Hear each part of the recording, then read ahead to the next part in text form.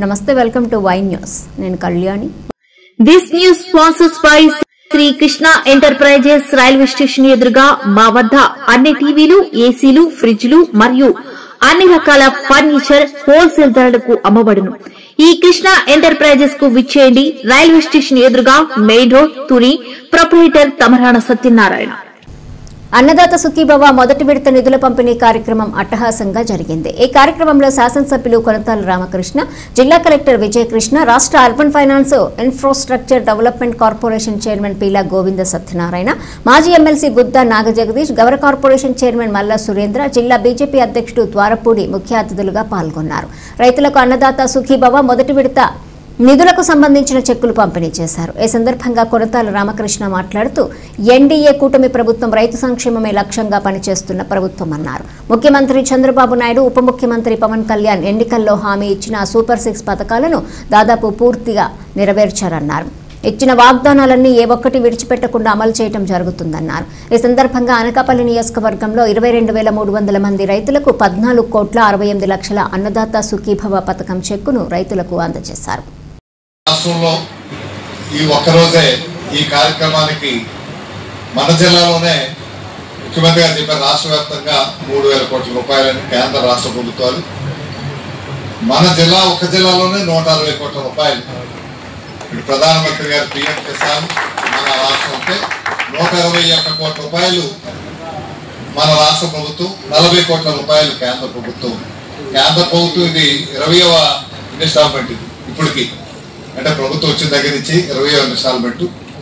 మనం కూటమి ప్రభుత్వం వచ్చాక ఈ రాష్ట్రంలో మొదటిసారి ఇచ్చేది. గతంలో ఏదైతే వాగ్దానం ఇచ్చారో వాగ్దానం ప్రకారంగా 6,000 రూపాయలు కేంద్ర ప్రభుత్వం ఇస్తే 14,000 రూపాయలు రాష్ట్ర ప్రభుత్వం దానికి కలిపి 20,000 రూపాయలు చేయాలన్న మాట ఏదైతే ఇచ్చారో అది నిలబెట్టుకునేటువంటి దాంట్లో మొదటి అడుగు. మన అనకాపల్లి నియోజకవర్గానికి సంబంధించి సుమారు 14,83,00,000 రూపాయలు మన నియోజకవర్గానికి వస్తుంది. అందులో రాష్ట్ర వాటా 11 కోట్లు, కేంద్రం వాటా సుమారు 3,83,00,000 రూపాయలు. ఇంతమంది ఎంత మేలు జరిగేటువంటి మంచి కార్యక్రమం ఇది. ఈ కార్యక్రమం ముఖ్యమంత్రి గారు ఇప్పుడే చెప్పారు, రైతు పక్షపాతిగా రైతుకి చాలా ఎక్కువ ప్రాధాన్యత ఇచ్చి వ్యవసాయానికి ప్రాధాన్యత ఇవ్వడం కాకుండా ఇరిగేషన్ రంగానికి కూడా అత్యధిక ప్రాధాన్యత ఇచ్చి ప్రతి నీటి బొట్టు కూడా ఉపయోగించాలి అనే ఉద్దేశంతో పోలవరం ప్రాజెక్టు 2027 డిసెంబర్ కల్లా ఏ విధంగా అయితే కేంద్ర సహకారంతో పూర్తి చేస్తామని చెప్పారో అదేవిధంగా ఉత్తరాంధ్ర శుద్ధుల సేవను కూడా పూర్తి చేయడానికి ఈ ప్రభుత్వం ఉంది. నా ఉద్దేశం కనీసం 1-2 దశలైనా సరే 5 సంవత్సరాల్లో కంపల్సరిగా పూర్తవుతాయి. వీటితో పాటు ప్రకృతి వ్యవసాయం మీద ఎక్కువ దృష్టి పెట్టమని వారు కూడా చెప్పారు. మన ఆరోగ్యానికి మన గురించి మనం చేసుకోవాల్సిన పని అది. అందువల్ల ప్రతి ఒక్క రైతు ప్రకృతి వ్యవసాయం కనీసం మనకున్న ఊళ్ళో కొంత మేరకైనా ప్రకృతి వ్యవసాయం చేయాల్సినటువంటి అవసరం ఎంత ఉంది. దాని మీద ఏం నష్టం రాదు. దీర్ఘకాలంలో దానివల్ల మేలు. మనకి మందులకి ఖర్చు పెడుతున్నటువంటి డబ్బులో ఒక పావలా వాటా దీనికి ఖర్చు పెడితే ప్రకృతి వ్యవసాయం ఏ నష్టం లేదండి. మనం ఎంత వేలాది రూపాయలు ఖర్చు పెడుతున్నాం. హాస్పిటల్కి వెళ్ళి లక్షలాది రూపాయలు బిల్లులు ఇస్తున్నాం, కార్పొరేట్ హాస్పిటల్స్కి వెళ్ళి. అందులో మనం ఇటువంటి ప్రకృతి వ్యవసాయం చేసుకుంటే మీరు హాస్పిటల్ మొహం, డాక్టర్ మొహం కూడా చూడాల్సినటువంటి అవసరం ఉండదు. ఆ కార్యక్రమం చేయాలి. డ్రోన్లు కూడా ప్రత్యేకించి మహిళా సోదరిమణులకే డ్రోన్లు కూడా ఈ రాష్ట్రంలో ఇవ్వాలనేసి నిర్ణయం తీసుకున్నారు. అదొక మంచి ప్రణాళిక. అందువల్ల మహిళలు భాగస్వాములు వ్యవసాయంలో కూడా రావాలి. నేను చూసా సిఎన్ఎఫ్ లో మా పోరాటమే రైతుల మీద, సాగునీటి మీద. మాకు అనుకూలమైనటువంటి మంచి కలెక్టర్ గారు వచ్చి ఈరోజు నాకంటే ఎక్కువ రైతుల గురించి ఆలోచించేటువంటి ఆలోచన ఉంటుంది. కాబట్టి ఈరోజు ఎంత చక్కగా రైతుల మొహాల ఆనందం చూస్తుంటే గత 10 సంవత్సరాల్లో లేనటువంటి ఆనందం ఈ రోజున మేము కానీ, గోవింద్ గారు కానీ అంతా వెళ్ళినప్పుడు, రమేష్ గారు కానీ చాలా చక్కగా కాలువలు తయారు చేశారు. చాలా చక్కగా. పైగా రైతులే మీరే స్వయంగా చేసుకోవాలని ప్రభుత్వం ఇవ్వడం కూడా చాలా మంచి నిర్ణయం.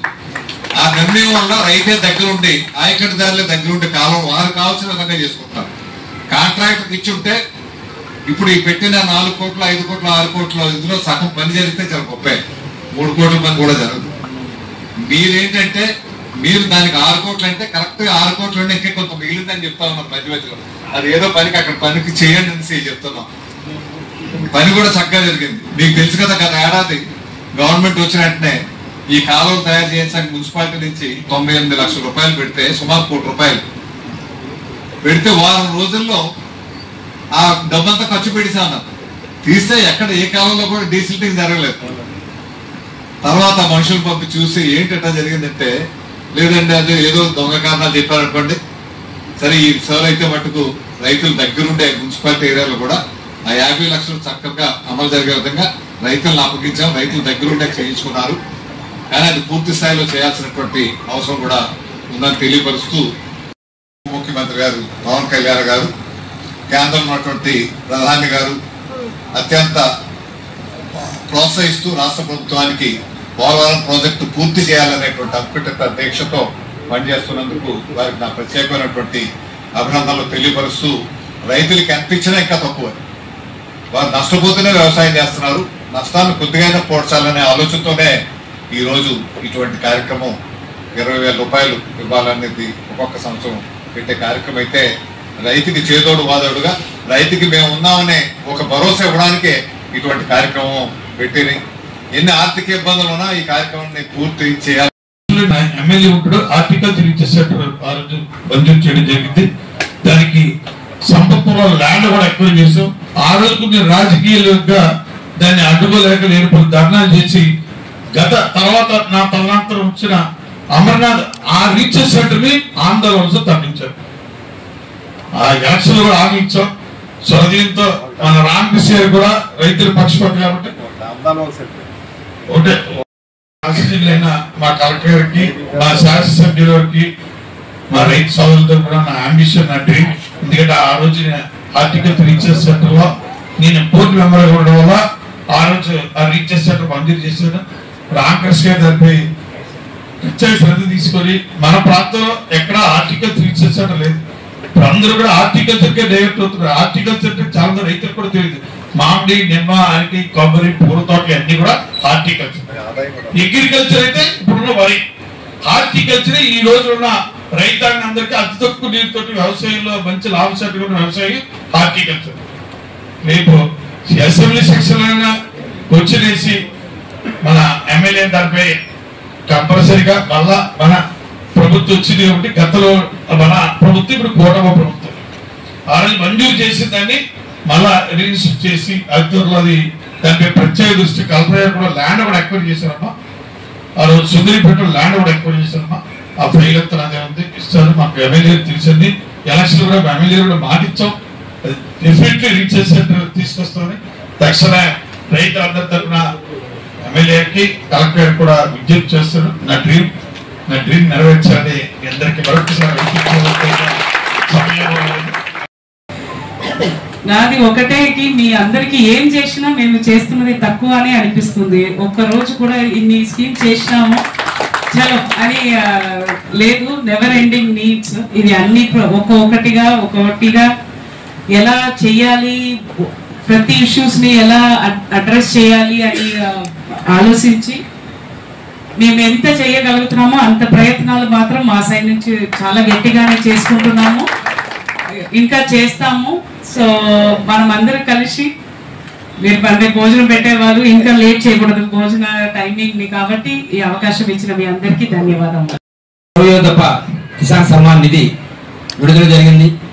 అదేవిధంగా మన ప్రీతమ ప్రధాని నరేంద్ర మోడీ గారు తన సొంత నియోజకవర్గమైనటువంటి వారణాసిలో ఈ కార్యక్రమాన్ని జాతీయ స్థాయిలో ఆర్గనైజ్ చేయడం, ఆ యొక్క కార్యక్రమాన్ని మన యొక్క రాష్ట్ర ప్రభుత్వం ఏదైతే రైతులకు కేంద్ర ప్రభుత్వం ఇచ్చే 2,000 కాకుండా ఇంకొక 5,000 రూపాయలు దానికి కలిపి 7,000 రూపాయలు ఇచ్చేటువంటి కార్యక్రమం అవుతుందో, అన్నదాత సుఖీభవ పేరుతో జరుగుతున్న ఈ కార్యక్రమాన్ని లైవ్ లో ప్రధానమంత్రి గారు, ముఖ్యమంత్రి గారు మాట్లాడటం, ఇదంతా మనకు వినిపించడానికి ఇక్కడ జిల్లా యంత్రాంగం, ముఖ్యంగా వ్యవసాయ శాఖ, మిగిలినటువంటి శాఖలందరూ ఏర్పాటు చేయడం చాలా సంతోషించిన విషయం. అందరికీ కూడా నాకు నమస్కారం తెలియజేసుకుంటూ,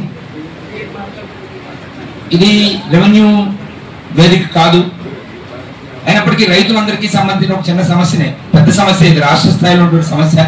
అలాంటి మన పేలవన్ సత్యనారాయణ గారికి, రామకృష్ణ గారి దృష్టిలో కూడా వ్యక్తిగతంగా పెట్టడం జరిగింది. వేదిక మీద కలెక్టర్ గారు కూడా ఉన్నారు కాబట్టి రైతులు పడుతున్నటువంటి వ్యవసాయంలో పడుతున్న ఇబ్బందులు చాలా ఎక్కువగా ఉన్నాయి. వాటిని అధిగమించడానికి ప్రభుత్వ పరంగా అనేక చర్యలు తీసుకుంటున్నారు. వాటిని ఉపయోగించుకోవడానికి రైతులు కూడా ప్రయత్నం చేస్తున్నారు. అసలు ముఖ్యంగా ఒక ప్రధానమైనటువంటి సమస్య ఏంటంటే రైతులకు సంబంధించిన కానీ మన అందరికీ సంబంధించిన భూమి, మన దగ్గర ఉన్న భూమి మన దగ్గరే ఉంటుంది, మనమే వ్యవసాయం చేస్తుంటాం. దాని పాస్బుక్ కూడా మన దగ్గరే ఉంటుంది. అది ఒకవేళ కొనుక్కుంటే దాని డాక్యుమెంట్ కూడా మన దగ్గరే ఉంటుంది. కానీ దురదృష్టం ఏంటంటే అది 1Bలో ఇంకెవరి పేరు మీద పడిపోతుంది. దాన్ని మార్చుకోవడానికి రైతులు పడుతున్న కష్టాలు అన్నీ ఇన్ని కాదండి, చాలా ఇబ్బందులు ఎదుర్కొంటున్నారు. ముఖ్యంగా మరి రాజకీయ నాయకులను అనడానికి కాదు, ఇవాళ రియల్ ఎస్టేట్ రంగంలో కాస్త డబ్బులు సంపాదించిన వాళ్ళందరూ రెవెన్యూ యంత్రాంగాన్ని కొనుక్కొని చివరికి ఎలా తయారైందంటే ల్యాండ్ మన దగ్గర ఉంటుంది, పాస్బుక్ మన దగ్గర ఉంటుంది, డాక్యుమెంట్ మన దగ్గర ఉంటుంది, వ్యవసాయం మనమే చేస్తుంటాం.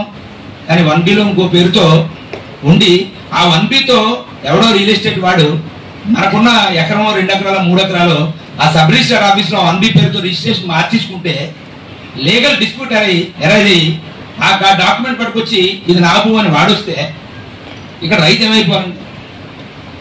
కాబట్టి దయచేసి దీని మీద గౌరవ మాజీ మంత్రి రామకృష్ణ గారు కానీ, తెలంగాణ సత్యనారాయణ గారు కానీ, కలెక్టర్ గారు కానీ ప్రత్యేకమైన శ్రద్ధ పెట్టి రాష్ట్ర రావడం అనేది సరైన పద్ధతి కాదు అనేటువంటిది ప్రధాన. ఎందుకంటే 1Bతో రిజిస్ట్రేషన్ చేసేస్తే నా దగ్గర ఉన్న డాక్యుమెంట్, నా దగ్గర ఉన్న పాస్బుక్ ఎందుకని 1Bని మార్పిడి చేసేసి రిజిస్ట్రేషన్ చేసేస్తున్నారు. కాబట్టి దయచేసి ప్రభుత్వం పెట్టిన విధానం మంచిదే, టెక్నాలజీ పెరిగింది, 1Bతో రిజిస్ట్రేషన్ చేయాలి.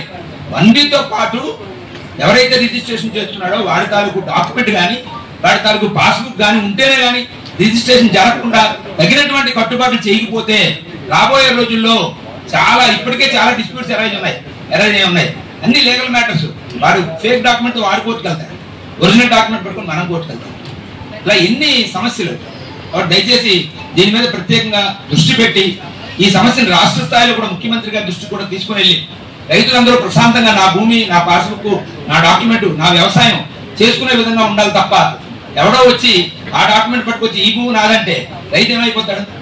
కాబట్టి దయచేసి దీని మీద శ్రద్ధ పట్టాల్సిందిగా వేదిక మీద ఉన్న పెద్దలందరినీ కోరుకుంటూ మరి ఈ అవకాశం ఇచ్చిన